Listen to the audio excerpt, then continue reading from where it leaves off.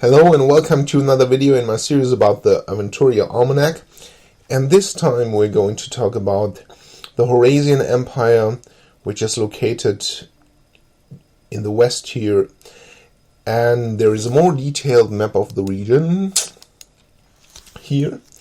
And the Horasian Empire is everything west of these mountains down to this area, and it also includes the islands to the west. The Horasian Empire is a special place because this is the place where the first settlers who came from the west, from the Gildan land, set their foot on Aventuria. And these people would later become the race we would know as Middenrealmer. So they are the ancestors of the people from the Foundland, Nostria, Undergast, the Middenrealm, the Horasian Empire, and the empires of the south. And the people founded first what would later become the Bosporanian Empire, named after the city Bosporan, and it took control of nearly all of the majority of Aventuria. A lot of areas that now belong are independent kingdoms were originally part of the old empire, or the Bosporanian Empire. At one point there was a war, and the Middenrealm separated from what is now known as the Horasian Empire. And at that point the Middenrealm took over as the dominant power.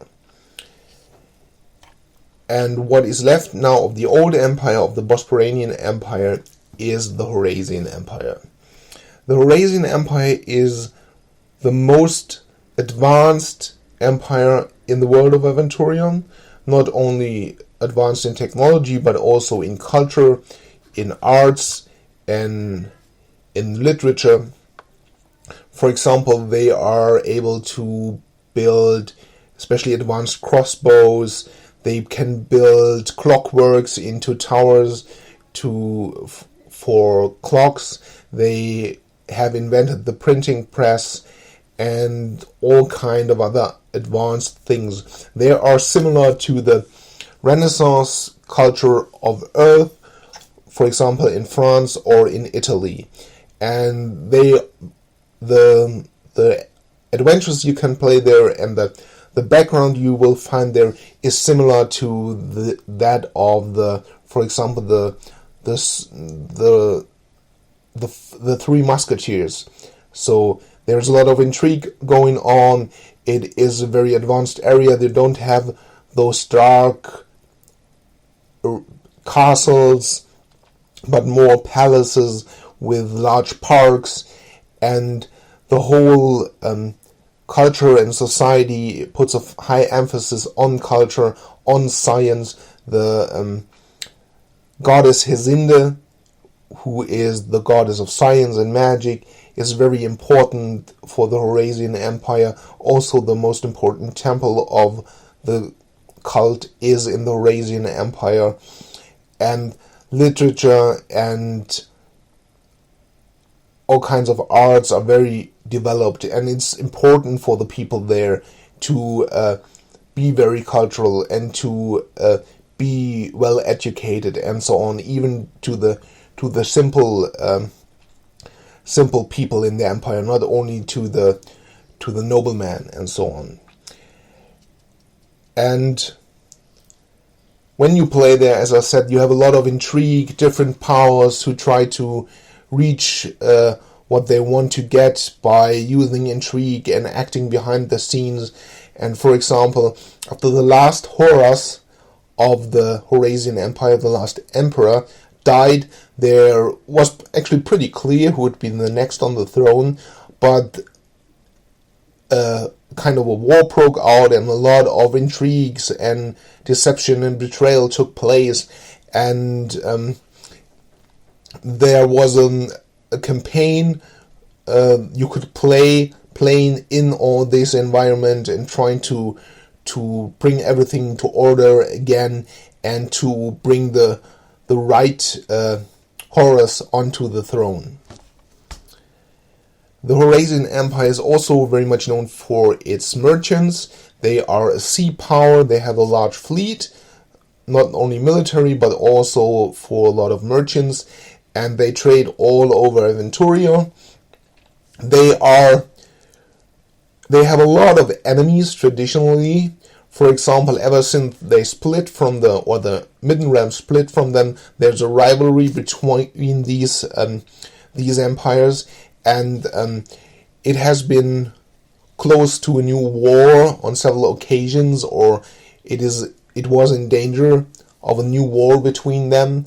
And also the Horasians are enemies of the Thorwalians, having wars with them and fights with their fleets more than once. And the Horasians also despise the slaveholders of the south for their slaveholding, and so on. One interesting thing is that the Lord of the Mountains here in the east, which belong to the Horasian Empire, is a dragon. I don't know how to translate this special kind of dragon. The literal translation of his race or species is emperor dragons. They are the most powerful, most intelligent, and the most magical dragons. And the one living here is incredibly old, and he was made the Lord and has an official title given to him by the Horasian Empire, and he basically defends the region against the Caliphate in the east. And also this dragon is the father of the current Horus in the empire. He was married to a woman who is also the highest priestess of Hesinde, and the child they had, she was part of the family of the Horus, and her son is now the new Horus after the last Horus died. And he is human in his appearance, but he is kind of special and strange at some points and behaves differently, which clearly shows that he is not of normal, he's not a normal human.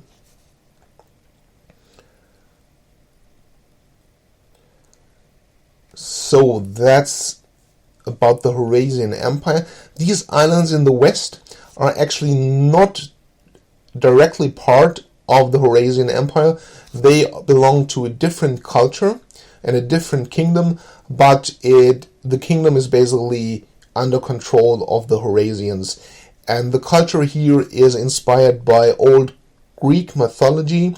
The islands are called the Cyclops Islands. There no longer live a lot of Cyclops. There maybe only a few. Most of the islands is inhabited by humans who dress similar to the old Greek culture with togas, and the architecture is similar, and the weapons they carry, and so on and so on.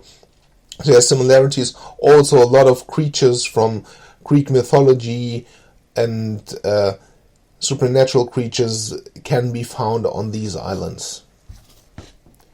So that's all I wanted to say about the Horasian Empire.